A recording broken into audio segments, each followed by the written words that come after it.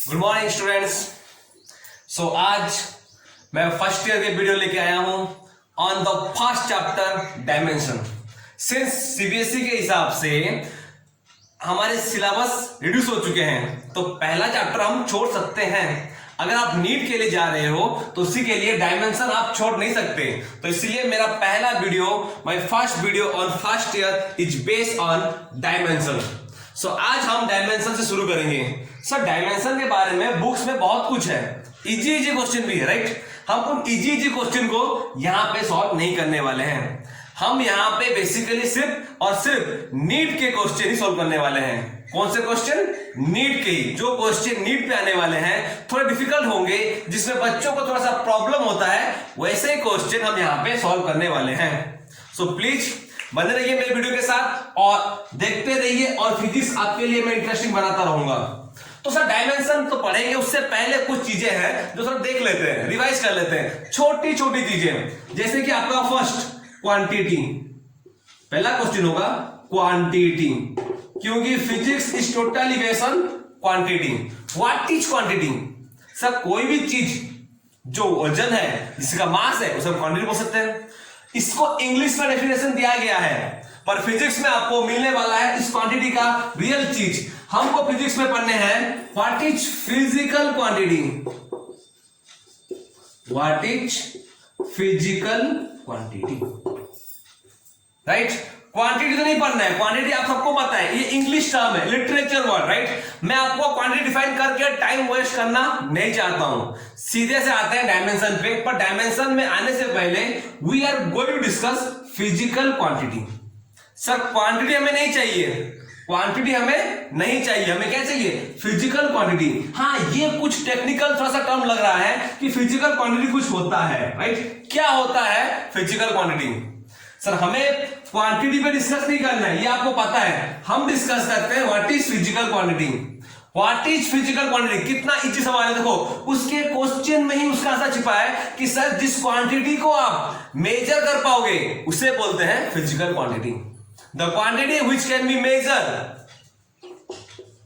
The quantity which can be measure. जो पहली बार physics पढ़ रहे हैं, जो नया नया ज्वाइन किए फिजिक्स, उनके लिए भले ही ये वर्ड थोड़ा सा हार्ड होगा। सर क्वांटिटी हमने पढ़ा था बचपन से, पता है क्वांटिटी क्वांटिटी क्वालिटी पता है, पर आप सीधा बोल दिए फिजिकल क्वांटिटी तो समझने में मुश्किल हो जाती है। तो उन सब के लिए मेरा ये वीडियो है कि देखिए आपको मैं फिजिकल क्वांटिटी कितना इजी वे से और इंटरेस्टिंग समझाता हूं। The quantity which can be measure, जिस क्वांटिटी को आप मेजर कर पाओगे। तो अगर मेजर करोगे तो उसको मेजर करने के लिए आपको कुछ ना कुछ तो डिवाइस चाहिए ही, राइट। By an instrument. आप इतना लिख दोगे एग्जाम में, आपको मार्क मिल जाएगा। अगर सवाल आता है तो अगर कोई पूछता है व्हाट इज फिजिकल क्वांटिटी, आप इतना लिख दोगे तो आपको मार्क मिल जाएगा, राइट। उसे कहते हैं physical quantity which can be measure by an instrument. Okay, और एक चीज भी है, ये तो इजी हो गया, ये तो बहुत इजी हो गया, right. And by means of which we can describe the law of physics.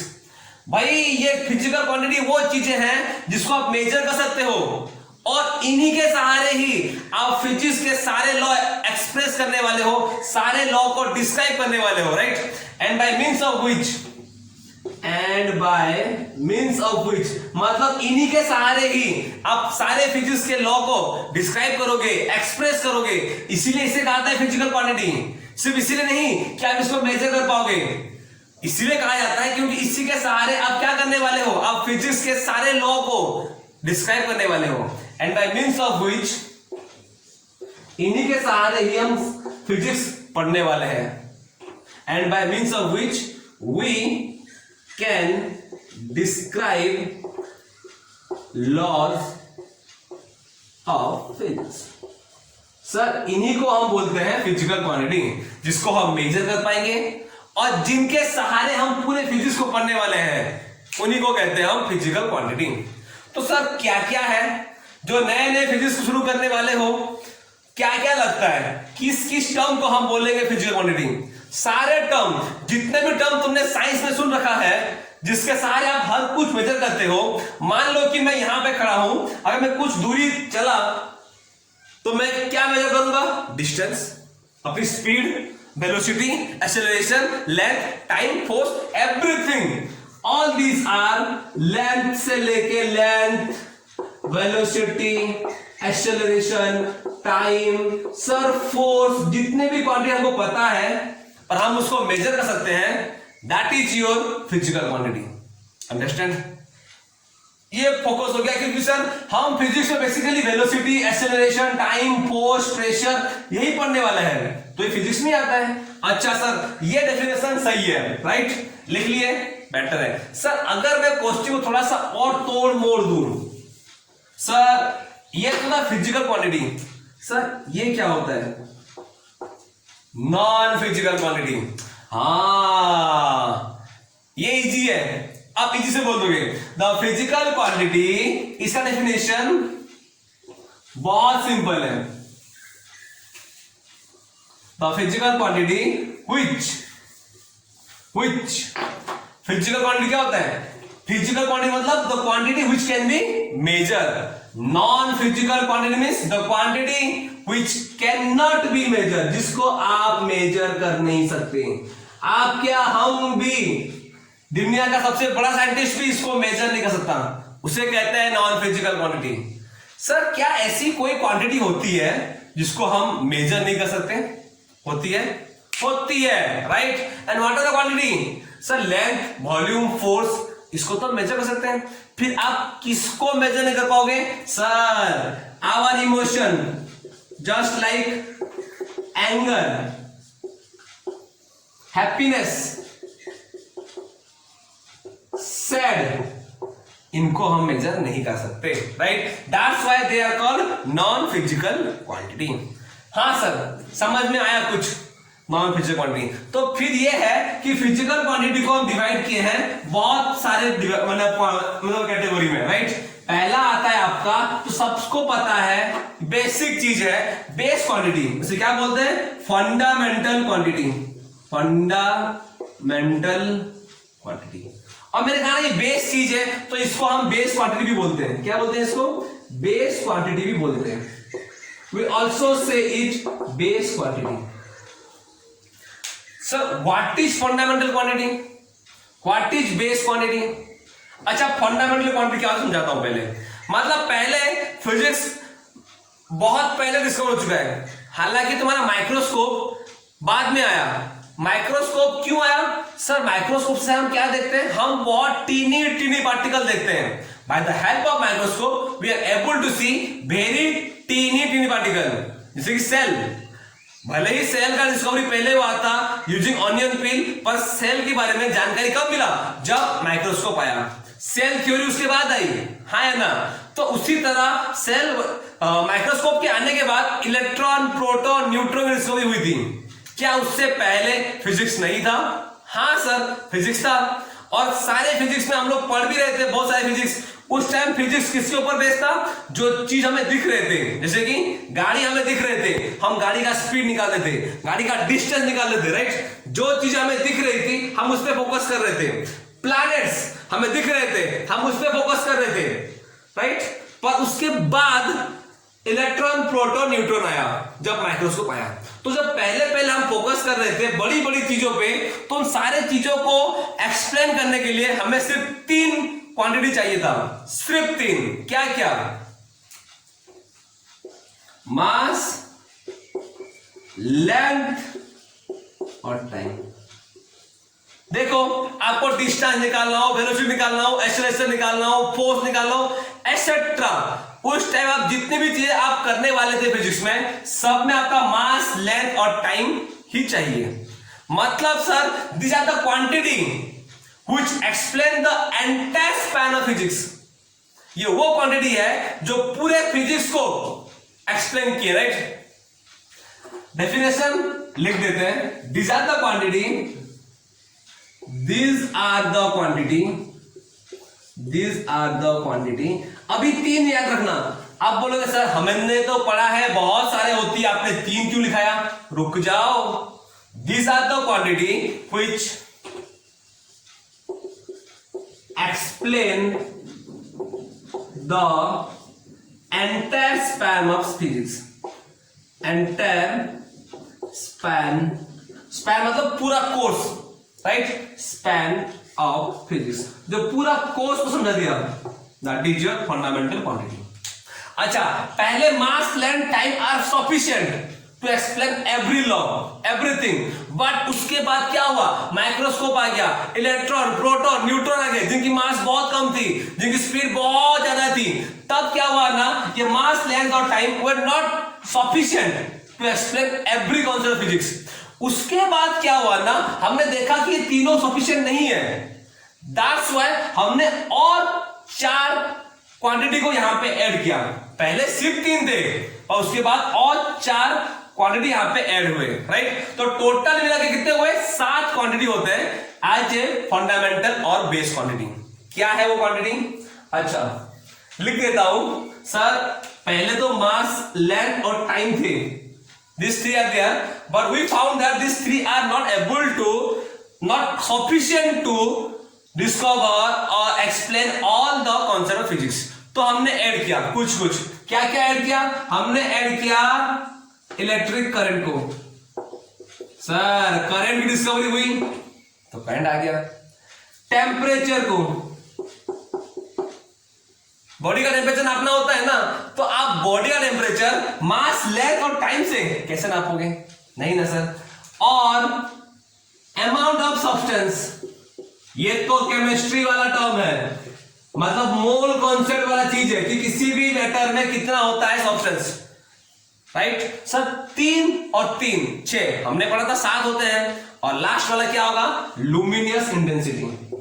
देखो, लुमिनियस इंटेंसिटी, लाइट की इंटेंसिटी, लाइट के बारे में डिस्कशन. जो वेव ऑप्टिक्स आया था, रे ऑप्टिक्स आया था, अपना जो मॉडर्न फिजिक्स आया था, फोटॉन्स, वो सब यहीं पे हुए थे. तो बेसिकली ये 7 को हम बोलते हैं फंडामेंटल क्वांटिटीज. अब पढ़ो, these are the quantity which explain the entire span of physics. है ना? अब ये सातों मिलके तुम्हारे फिजिक्स को आराम से डिफाइन कर पाएंगे. पहला पॉइंट नोट कर लिए. अच्छा, सेकंड पॉइंट मैं इनका बता देता हूं फंडामेंटल क्वांटिटीज का. क्या है ना, ये फंडामेंटल क्वांटिटीज है जो किसी के ऊपर डिपेंड नहीं करते. कैसे?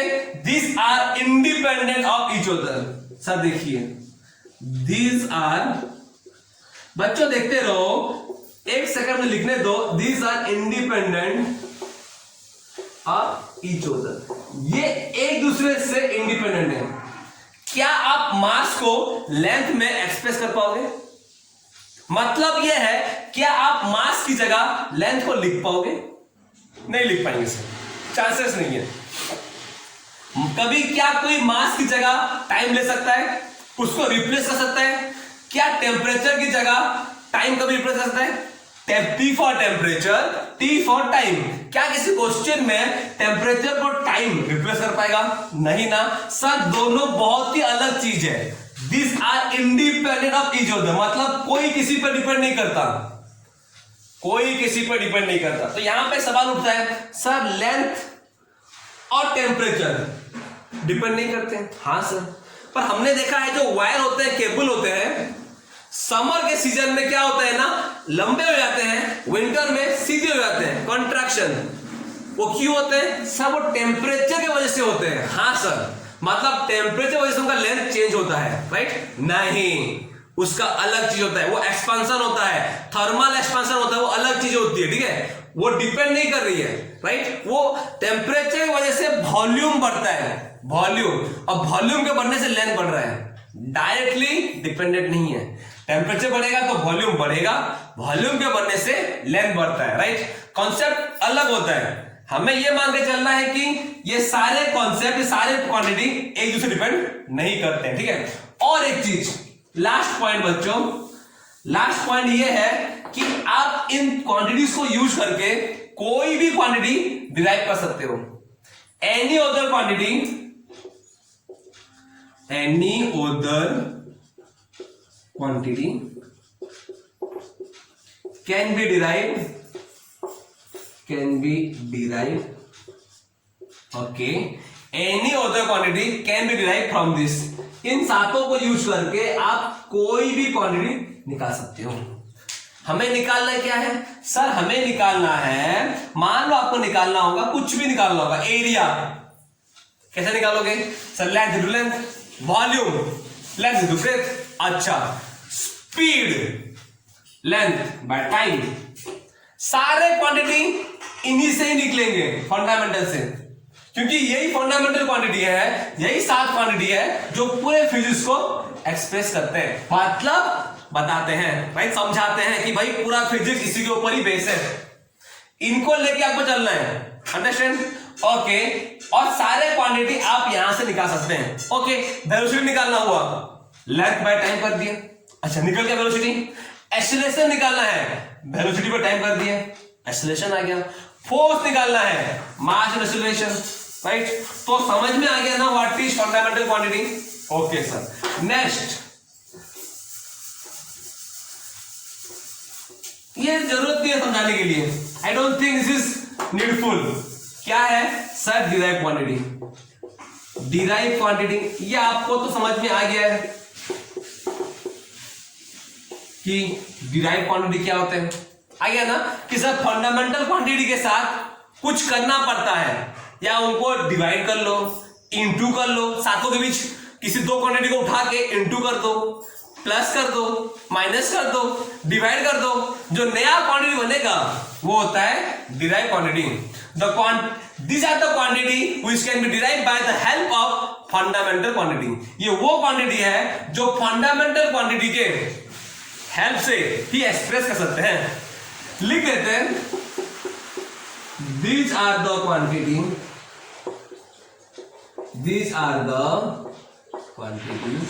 which can be expressed or which can be determined, कुछ भी लिखो, which can be derived or expressed by the help of fundamental quantity। Sir ये वो क्वांटिटी है जिनको आप एक्सप्रेस कर सकते हो या डिराइव कर सकते हो bye the help of fundamental quantity. Sir देखिए, मतलब हम उन क्वांटिटी की बात कर रहे हैं जिन क्वांटिटी को आप फंडामेंटल क्वांटिटी की मदद से ही एक्सप्रेस कर सकते हो। जितने क्वांटिटी बचे उन सातों को छोड़ के फिजिक्स में जो कुछ बचा वो सारे क्या होते हैं? डिराइव क्वांटिटी होते हैं, राइट? फॉर एग्जांपल मान लो आपने क्या किया, आपने दो फंडामेंटल क्वांटिटी के बीच कुछ भी ऑपरेशन कर लो, राइट? मतलब सर फंडामेंटल क्वांटिटी के बीच आप मल्टीप्लिकेशन करो या डिवीजन करो, तो उनके रिजल्ट में जो नया क्वांटिटी आएगा उससे हम क्या बोलते हैं sir? Fundamental quantity, derive quantity, sorry. हाँ, जैसे कि आपका देखिए, आपको निकालना है वेलोसिटी, सबको पता है what is velocity sir? Length by time, length by time. Sir length by time is my velocity, तो length is your fundamental quantity, time is your fundamental quantity. दोनों फंडामेंटल क्वांटिटी के बीच क्या हो रहा है? एक ऑपरेशन हो रहा है, एक डिवीजन ऑपरेशन हो रहा है, और उसके रिजल्ट में जो निकल रहा है that is your derive quantity. Understand? ये छोटी छोटी बातें बहुत हो गई। अब आते हैं डायमेंशन पे। इस पे आपको डाउट नहीं है sir? Velocity is a fundamental quantity, और क्या है? Acceleration is also a fundamental quantity. क्यों? ये होता है वेलोसिटी बाय टाइम। भले ही तुम्हारा वेलोसिटी क्या है? डिराइव क्वांटिटी है, ये dq है, d और q डिराइव क्वांटिटी, पर नीचे क्या है? टाइम है। Time is your fundamental quantity. Sir हो गया ना? देखिए, राइट? तो everything in physics, velocity, acceleration, force, pressure, gravitation, everything is your fundamental quantity, sorry derived quantity, because ये कैसे हुए हैं? They can be derived or expressed by the help of only fundamental quantity। कुछ भी ले लो, velocity ले लो, acceleration ले लो, power ले लो, फोर्स ले लो, सब में आपको क्या करना पड़ेगा ना? आप बिना इनके सहारे उसको लिख नहीं सकते। That's why they are called derived quantity। Sir back to our dimension. Back to our dimension. Sir यहां पे डायमेंशन का डेफिनेशन नीट में कभी नहीं पूछता है, मैं आपको यहां पे पढ़ा रहा हूं सिर्फ और सिर्फ नीट के लिए, राइट। नीट के सिलेबस को हम फॉलो करने वाले हैं, राइट। तो सर एग्जाम में नीट के सिलेबस में आपको पता है नीट का मल्टीपल चॉइस क्वेश्चन आता है, वहां पे आपको कोई नहीं पूछेगा कि sir define physical quantity, define non physical quantity, define fundamental quantity, define derive quantity, ऐसा कोई नहीं पूछेगा, राइट। ये तो सच है कि डायमेंशन भी कोई नहीं पूछेगा, पर ये सारी चीजें बेसिक थी, इजी थी, राइट। जो थोड़ा सा हम लोग का जो नए नए अभी 11th में आए हैं उनके लिए ये वाला टर्म इंपोर्टेंट है, this is the first term, ये उनके लिए नया भी है कि सर क्वांटिटी, फंडामेंटल क्वांटिटी क्या क्या होते हैं, मास, लेंथ, टाइम हमें पता था, derive quantity, velocity, acceleration, area, volume उन्हें पता था, पर ये डायमेंशन ये उनको पता नहीं है। What is dimension, right. Dimension क्या होता है, बेसिकली आप लोग तो पढ़ चुके हो, ऐसा कुछ लिखा होगा सर मास 1L2 T-2, ये होता है डायमेंशन, स्क्वायर ब्रैकेट के नीचे होता है। इसी को समझाता हूं डायमेंशन होता क्या है, राइट। डायमेंशन मतलब सर इसमें दो चीज समझो कि what dimension of a physical quantity are the power, ये मेन है, are the power to which the fundamental quantity are raised to represent the quantity completely। मतलब सर हम किसी भी क्वांटिटी को फंडामेंटल क्वांटिटी के हिसाब से लिख सकते हैं, हाँ या ना। डिराइव क्वांटिटी को लिख लो ना, वेलोसिटी को लेते हैं, वेलोसिटी को लेते हैं, अभी जो हम देखें ये एक डिराइव क्वांटिटी है, और इस डिराइव क्वांटिटी को लिखने के लिए आपको किसकी जरूरत पड़ेगी, फंडामेंटल क्वांटिटी की, हाँ या ना। इस वेलोसिटी ये एक तरह का क्या है, this is a one type of derive quantity, और इस डिराइव क्वांटिटी को लिखने के लिए आपको किसकी मदद पड़ेगी, फंडामेंटल क्वांटिटी की मदद लेनी पड़ेगी। बिना इसके मदद से हम इसको लिख नहीं सकते। तो हम क्या करने वाले हैं, velocity is equal to formula क्या होता है सर, लेंथ बाय टाइम, और सबको पता है लेंथ क्या है, लेंथ एक फंडामेंटल क्वांटिटी है, टाइम क्या है, टाइम भी एक फंडामेंटल क्वांटिटी है। तो मतलब आप किसी भी क्वांटिटी को फंडामेंटल क्वांटिटी के सहारे रिप्रेजेंट कर सकते हो, हाँ सर कर लिए, ये है फॉर्मूला। पर डायमेंशन में लिखना है तो क्या करोगे, इन फंडामेंटल क्वांटिटी को के पावर में लिख दो। ये सही बात है कि सर हम डिराइव क्वांटिटी को एक्सप्रेस किसमें करते हैं, फंडामेंटल क्वांटिटी में एक्सप्रेस करते हैं, हाँ सर समझ में आया। पर डायमेंशन क्या है सर, डायमेंशन का मतलब है आप जो फंडामेंटल क्वांटिटी को लिखे हो ना, उनको बस उनके पावर के साथ लिख दो। पावर के साथ मतलब सर यहां पे लेंथ को हम लिख सकते हैं L, यहां एक ब्रैकेट देते हैं स्क्वायर ब्रैकेट, टाइम को T, राइट।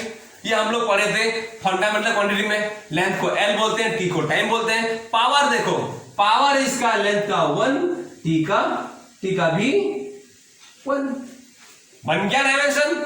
अगर लिखोगे तो कैसे लिखोगे, L1 T-1, बन गया डायमेंशन। डायमेंशन में क्या फोकस करना है सर, जो फंडामेंटल क्वांटिटी है उनके पावर कितने हैं, उनके पावर कितने हैं, यही फोकस करना है कहां पे, डायमेंशन में, right. We have to focus only on their power. Sir यहां पे dimension of a physical quantity are the power, आपने फंडामेंटल क्वांटिटीज को कौन से पावर दिया हुआ है उसी को हम डायमेंशन बोलते हैं। डायमेंशन में हम वही स्टडी करते हैं कि हमने इस फंडामेंटल क्वांटिटी को कितना पावर दिया है, राइट। डायमेंशन वही है सर। देखो L-T-1, सर बेसिकली हम डायमेंशन में क्या करते हैं, क्या यूज करते हैं सर, तीन क्वांटिटी, मास, लेंथ और टाइम। यहां पे लेंथ का पावर 1 है, T का -1 है, और सर क्या यहां पे कोई मास की बात कर रहा है, नहीं कर रहा है, नहीं कर रहा है तो 0 कर दो तो हो गया। बेसिकली हम वेलोसिटी को एक्सप्रेस कैसे करते हैं, m0 L1 T-1, सिर्फ ये रहा। अब पूछा जाएगा what is the expression of velocity, m0 L1 T-1। आपको करना क्या है, डायमेंशन निकालने का सबसे इजी प्रोसीजर, उसका फॉर्मूला लिख दो। फॉर्मूला लिख दिए, फॉर्मूला में फंडामेंटल क्वांटिटी को एक्सप्रेस कर दो, टक से हो गया, राइट। अच्छा सर और एक चीज बताता हूं, रुको और एक चीज बताता हूं। बात क्या है ना, वेलोसिटी का याद रहा, ओके, डेफिनेशन याद रहा, ओके, इसको मिटाते हैं बच्चों। किसी चीज का निकालते हैं, चलिए बहुत सारी चीजें हैं, वेलोसिटी का निकाल दिए। अच्छा सर एक्सेलरेशन का निकालते हैं, एक्सेलरेशन निकालते हैं, थोड़ा निकालते हैं, फिर मैं आपको डायमेंशन थोड़ा सा और डिटेल में समझाऊंगा। एक्सेलरेशन क्या होता है सर, वेलोसिटी, किसी भी चीज का अगर आपको डायमेंशन निकालना है तो उसको पहले उसका फॉर्मूला पुट कर दो, वेलोसिटी बाय टाइम, हो गया। वेलोसिटी का यहां निकाला हुआ है, पुट कर दूं चलेगा? हाँ sir, m0 L1 t -1, okay sir, by time का क्या होगा सर, t। अच्छा तो क्या बनेगा सर, अब ये बनेगा, अगर ये ऊपर जाता है क्या ये आपका m0 L1 t -2 नहीं बनेगा, इन स्क्वायर ब्रैकेट, हाँ रख दोगे उसको स्क्वायर ब्रैकेट में रख दोगे। अच्छा हमने वेलोसिटी का निकाला बहुत इजी वे से, एक्सेलरेशन का निकाला बहुत इजी वे से, आपने देख लिया। अब देखते हैं एरिया ऑफ रेक्टेंगल क्या होता है। फॉर्मूला क्या है, एरिया ऑफ रेक्टेंगल क्या होता है, length into breadth. Sir length में, लेंथ को आप एक्सप्रेस करते हो L से, ब्रेथ को एक्सप्रेस करते हो L से, तो लेंथ इनटू लेंथ क्या होता है, लेंथ का स्क्वायर, इजी है। तो सर लेंथ के स्क्वायर में क्या मास और टाइम नहीं होंगे, होंगे, तो क्या मैं उसको एरिया को ऐसे लिख सकता हूं, हाँ सर, मास का 0, लेंथ का स्क्वायर, टी का 0। तो हमारे पास यहां पे 3 क्वांटिटी के डायमेंशन आ चुके हैं। गौर से देखोगे सर तीनों तो सेम दिख रहा है, यहां भी mass length time, mass length time, mass length time. तो सर डायमेंशन क्या है, डायमेंशन मैंने कहा था ना, इन fundamental quantity, mass length time में है, इन फंडामेंटल क्वांटिटी का आप पावर क्या रखे हो, ये पावर ही इसको इससे अलग करता है, ये पावर ही इन सबको एक दूसरे से अलग करता है। भले ही इनका फिजिकल क्वांटिटी सेम हो, पर ये पावर ही है जो इनको एक दूसरे से अलग करता है। देखिए यहां पावर 0 है, 1 है, यहां -1 है, क्या वहां सेम है, नहीं sir, velocity and area both are not same quantity, right. Velocity में आपका पावर मास का 0, इसका भी सर मास का 0, पर लेंथ का 1 है, टी का -1 है, और इस टी का 0 है, ये पावर ही है। हम डायमेंशन मतलब क्या, हम बेसिकली इन फिजिकल क्वांटिटीज का पावर के बारे में पढ़ रहे हैं, राइट। हम पढ़ रहे हैं कि इनका पावर कितना होगा, क्योंकि ये पावर ही इनको एक्सप्रेस कर रहा है। अगर आप किसी चीज का अगर देखते हो पावर क्या है, आप उसको बता पाओगे कि चीज क्या है, राइट। एरिया बोलेगा आप ये बोलोगे नहीं सर, एरिया बोलेगा आप ये बोलोगे नहीं सर, क्योंकि कोई भी फिजिकल क्वांटिटी को एक्सप्रेस करते हैं डायमेंशन में। सर डायमेंशन का पावर देख के हम बता सकते हैं कि वो फिजिकल क्वांटिटी क्या होती है, राइट। ये रहा आपके सामने डायमेंशन, मतलब we are focusing on the power, इसके पावर पे फोकस किया जाए, डायमेंशन इनको कहते हैं, राइट। ये होती है फिजिकल क्वांटिटी। आपने फिजिकल क्वांटिटी को कौन सा पावर दिया है, दैट इज द डायमेंशन। यहां पे इसके हैं 0, 1, -1। डायमेंशन क्या होता है कि आपने अपने फिजिकल क्वांटिटी को या फंडामेंटल क्वांटिटी को कौन सा पावर दिया है, कितने पावर में रेंज किया है, कौन सा पावर रखा है, that is your dimension. Understand, अब कॉन्सेप्ट क्लियर हुआ? हाँ, हम पूरा लिखते ऐसे ही है, स्क्वायर ब्रैकेट के अंदर फंडामेंटल क्वांटिटी लिख के उनके ऊपर पावर दिया जाता है, that is the way of writing expression. और डायमेंशन क्या होता है सर, फंडामेंटल क्वांटिटीज को आपने कितना पावर दिया है, that is your dimension.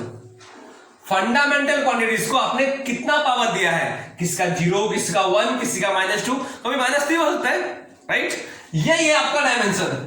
Sir velocity, acceleration, अच्छा डायमेंशन मतलब आप किसी भी चीज का डायमेंशन निकाल सकते हैं, किसी भी चीज का। सिंस आप लोग अभी पहले न्यू है सीबीएसई में, 11th आप अभी स्टार्ट कर रहे हो, सीबीएसई हो, सीएचएसई हो, कोई भी मीडियम हो, आप अभी शुरुआत कर रहे हो अपना सिलेबस, अपना फिजिक्स, तो सर आपने पूरा बुक तो नहीं पढ़ा है। हम किसी भी चीज का डायमेंशन निकाल सकते हैं। चलिए पहले जो सबसे इंटरेस्टिंग चीज है फिजिक्स में, फोर्स। हर जगह फोर्स है, हर जगह फोर्स होता है, राइट। आप अगर दरवाजे के सामने खड़े हो और बोलोगे दरवाजा खुल जा, खुलेगा? अनलेस एंड अनटिल वो सेंसर ना हो, उसे कुछ ऑफर करना, चॉकलेट्स, पैसे, खुलेगा? नहीं खुलेगा सर, हमें वहां पे फोर्स देना पड़ेगा। तो फोर्स फिजिक्स का बहुत बड़ा कॉन्सेप्ट है। क्या हम फोर्स का डायमेंशन लिख पाएंगे? हम फोर्स का क्या, हम किसी का भी लिख पाएंगे। कैसे लिखना है सर? प्रोसीजर देखिए। फोर्स का पहले क्या लिखना है? फॉर्मूला लिख दो। सर फॉर्मूला क्या होता है? बचपन से पढ़ रहे हैं, मास इनटू एक्सेलरेशन। और अगर आपको फॉर्मूला पता नहीं है, अब बुक से सच मान लो, क्योंकि आप इस एक साल में बहुत बार ये सारी वर्ड पढ़ने वाले हो, याद रह जाएगा। बहुत सारे ऐसे चीज भी है जैसे कि टॉर्क हुआ, torque, movement of inertia, movement of inertia. Sir ये तो हम लोग तो पढ़े भी नहीं है। मोमेंटम, ये सारे वर्ड हमारे लिए नया है, इनका हम लोग कैसे निकालेंगे? How can we found the dimension of this? बताता हूं कैसे, पहले इसको बताता हूं। सर मास इंटू एक्सेलरेशन कर दिया। मास को आप लिख सकते हो m स्क्वायर ब्रैकेट, और एक्सेलरेशन का तो अभी यहां पे लिखा गया था, धुंधला धुंधला सा था, भूल गए? देख लो, m0 L1 t - 2। अब बस क्या करना है, इनको मल्टीप्लाई कर देना है। कर देते हैं सर, ये हो जाएगा मल्टीप्लाई। मतलब क्या सर, कैसे मल्टीप्लाई करेंगे? हाँ मैथ में पढ़े थे ना, पावर मल्टीप्लिकेशन, a का पावर स्क्वायर इंटू a का पावर क्यूब। मल्टीप्लाई होता क्या होता है, अगर बेस सेम है तो पावर क्या हो जाएंगे? प्लस हो जाएंगे। मतलब a2 + 3 = a⁵। इसी तरह यहाँ m का पावर कितना है? सर मास है, मतलब m का पावर 1 है, वहां 0 है, तो क्या हो जाएगा? m 1 + 0 1। L यहाँ पे L नहीं है। हाँ सर यहाँ पे तो L नहीं है। हाँ ये भी कॉन्सेप्ट है, यहाँ पे L नहीं है। अगर यहाँ पे L नहीं है, क्या हम इसको L और T में नहीं लिख पाएंगे? देखो मास का होता है m1, यहाँ पे कोई L टर्म नहीं है, तो L का पावर 0 कर दो। यहाँ पे कोई टाइम का टर्म भी नहीं है, 0 कर दो, बन गया सर। अब मल्टीप्लाई करो सर, m इधर 1 इधर 0 1, L इधर 0 इधर 1, L1, T 0 -2 -2। Mathematics, simple mathematics. m1 L1 T -2 सारे बच्चों को याद रहता है, ये तुम्हारा फोर्स का डायमेंशन। अच्छा सर ये तो हमें पता है, ये हम लोग पढ़े हैं। सर यहां देखिए क्या है, टॉर्क है। सर अब तक हमने टॉर्क पढ़ा नहीं है। हाँ आपके थोड़ा सा डेप्थ में है, आगे जाओगे आप टॉर्क पढ़ोगे, अब तक तो टॉर्क पढ़े नहीं है, तो बेसिकली आप टॉर्क निकालोगे कैसे? आइडिया हमें भी नहीं है। तो आप बस टॉर्क का फॉर्मूला देख लो, क्योंकि इस 1 ईयर में आप टॉर्क पढ़ने वाले हो, आपको टॉर्क मालूम पड़ जाएगा कि टॉर्क क्या होता है। डिटेल में अभी नहीं जाना, बस उसका फॉर्मूला देखते हैं। टॉर्क का फॉर्मूला क्या होता है? टॉर्क का फॉर्मूला होता है परपेंडिकुलर डिस्टेंस इनटू फोर्स। उसको सिंपल में लिखते हैं फोर्स इनटू डिस्टेंस। हाँ सर, अब ऐसे लिख दोगे तो फोर्स का डायमेंशन ऊपर लिखा है। ओके सर लिख दिए, m1 L1 T -2, और डिस्टेंस को आप एक्सप्रेस करते हो लेंथ में। कितना होगा सर? फिर से मैं करने, यहाँ पे m0 T0 पुट मत करो चलेगा, ये आ जाएगा m1 L, इधर एक इधर भी एक, L2 T -2। देखो m1 L2 T -2 इजी था। अच्छा ना, मोमेंटम भी तो कोई नया वर्ड है हमारे लिए, हमने अब तक कहां डेप्थ में पढ़े फिजिक्स, जस्ट शुरू कर रहे हैं, डायमेंशन पे है। तो मोमेंटम क्या होता है? किसी बॉडी का अगर मास है और अगर वो मूव कर रहा है कोई वेलोसिटी के साथ, तो उसे कहते हैं मोमेंटम। मास का डायमेंशन क्या लिखोगे?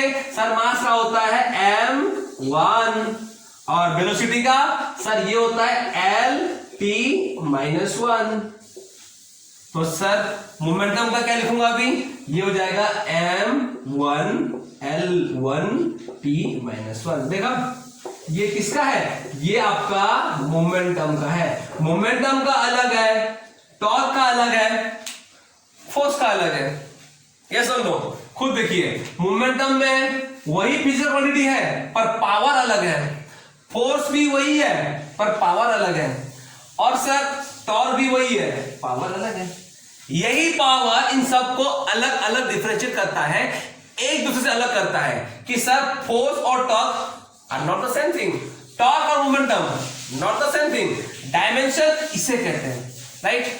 ओके, तो आप किसी भी चीज का डायमेंशन निकाल सकते हैं, राइट? वीडियो के एंड होने से पहले, खत्म करने से पहले एक इंटरेस्टिंग सा चीज बोलना चाहता हूं। आइए, क्या इंटरेस्टिंग चीज मैं साथ बताता हूं। आपको डायमेंशन किसी का भी निकाल सकते हैं, बुक में भी है, प्रैक्टिस कर लोगे, इजी वाले हैं, प्रैक्टिस कर लो, राइट? नेक्स्ट वीडियो में मैं आपको थोड़ा सा नीट वाले, डिफिकल्ट वाले कराऊंगा, राइट? जाने से पहले थोड़ा सा एक इंटरेस्टिंग वीडियो, इंटरेस्टिंग बात। अच्छा सर, एरिया का डायमेंशन क्या होता है? एरिया का डायमेंशन क्या होता है? सर एरिया मतलब क्या? एरिया तो बहुत चीजों का होता है। एरिया ऑफ रेक्टेंगल है ना सर, एरिया ऑफ सर्कल है या ना? एरिया बहुत सारी चीजों का होता है, रेक्टेंगल का होता है, सर्कल का होता है, स्क्वायर का भी होता है। स्क्वायर और एरिया पे ट्रायंगल। एरिया ऑफ, सब तीनों अलग अलग ज्योमेट्री है, तीनों अलग अलग चीज होती है। स्क्वायर, रेक्टेंगल, सर्कल, ट्रायंगल तीनों अलग है, तो तीनों का एरिया का फॉर्मूला भी अलग है। तो क्या यहां पे एरिया का डायमेंशन अलग आएगा? देखते हैं। सर एरिया पे रेक्टेंगल फॉर्मूला क्या है? Length into breadth. Okay sir, तो ये हो जाएगा L का 1 इंटू L का 1, कितना होगा? ये होगा M0 L2 T0। एरिया पे रेक्टेंगल इतना आया। अब देखते हैं स्क्वायर कितना आता है। फॉर्मूला सबको पता है, pi r square. R is what? R is the radius. और आप रेडियस को किस में एक्सप्रेस करते हैं? हम सर रेडियस को लेंथ में ही एक्सप्रेस करते हैं। तो सर पाई तो कांस्टेंट है, पाई का कोई काम नहीं है, तो आर स्क्वायर मतलब एल का square which is equal to m0 l square t0। अच्छा, और दो निकाल लेते हैं। एरिया ऑफ ए स्क्वायर, ये होता है सर साइड का square, side into side, that means again sir L square is equal to m0 l square t0। Okay, आपने कुछ जरूर नोटिस किया होगा। एरिया पे rectangle formula half into base into height. Okay, half को constant निकाल देते हैं, बेस को एक्सप्रेस करते हो किसमें? लेंथ में, हाइट को भी लेंथ में, तो again my formula become m0 l square t0। सारे चीजों में देखिए एरिया का डायमेंशन, चाहे वो रेक्टेंगल हो, सर्कल हो, स्क्वायर हो, ट्रायंगल हो, dimension of area is same. कोई भी ज्योमेट्रिकल फिगर क्यों ना हो, एरिया हमेशा सेम होता है। आप कोई भी फॉर्मूला यूज क्यों ना कर लो, डायमेंशन सेम होता है। अगर आपको एरिया निकालने के लिए बोला है तो कुछ भी फिगर हो, ज्योमेट्रिकल फिगर हो, स्क्वायर हो, रेक्टेंगल हो, ट्रायंगल हो, उसका एरिया हमेशा इतना ही आएगा। सिर्फ एरिया ही नहीं, वॉल्यूम भी। आप कोई भी ले लो, क्यूबॉइड, कौन, कुछ भी ले लो, क्यूबॉइड का length into breadth into height मतलब एल क्यूब। कौन का क्या होता है? 1/3 पाई आर स्क्वायर एच, आर का square into H, L into Q, वही है, सेम है। मतलब ये एक नीट में क्वेश्चन आता है, पूछ देगा आपको अचानक से कि क्या इसका एरिया सेम है? आप बोलोगे सर रेक्टेंगल तो अलग एरिया लेता है, सर्कल तो अलग एरिया लेता है, एरिया सेम नहीं है। वो पूछा होता है कि dimension of rectangle is same as circle. हाँ sir, dimension of rectangle is same as circle, is also same as square और ट्रायंगल। किसी भी ज्योमेट्रिकल फिगर क्यों ना हो, उनका डायमेंशन सेम होता है। एरिया आप किसी का भी निकालो, चारों का सेम आएगा। अंडरस्टैंड? आई थिंक आपका क्लास आज थोड़ा सा हेल्पफुल होगा। हमने आज आगे क्लास में कोई भी इंपॉर्टेंट हार्ड नंबर ट्राई नहीं किए, ये बस स्टार्टिंग वीडियो था, पहला लेक्चर वीडियो था, इसलिए मैंने थोड़ा सा सिंपल रखा है। नेक्स्ट क्लास में हम थोड़े से हार्ड न्यूमेरिकल करने वाले हैं, ठीक है। थैंक यू बच्चों।